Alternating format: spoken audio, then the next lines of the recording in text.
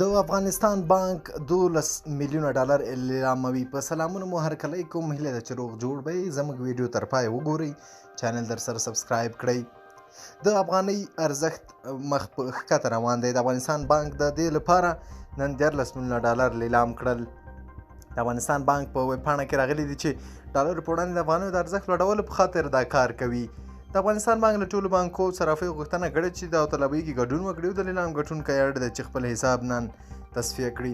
د افغانستان د صرافانو ټولنې مرستیال حاجي دادګل نن ازادۍ راډیو ته وویل که څه هم په وروستۍ اونۍ کې د افغانیو په وړاندې د ډالرو ارزښت لوړ شوی، خو 13 میلیونه ډالر به د افغانیو ارزښت په لوړولو مثبت تاثیر ولري. تېره اونۍ هم د افغانستان بانک د ډالرو په وړاندې د افغانیو د ارزښت لوړولو په خاطر 12 میلیونه ډالر لیلام کړي وو. د افغانستان بانک داسې مهال د افغانیو د ارزښت لوړولو په خاطر د ډالرو لیلام خبره کوي چې نن یو ډالر په 90 افغانۍ 50 پوله د کابل په بازارونو کې تبادله کېده.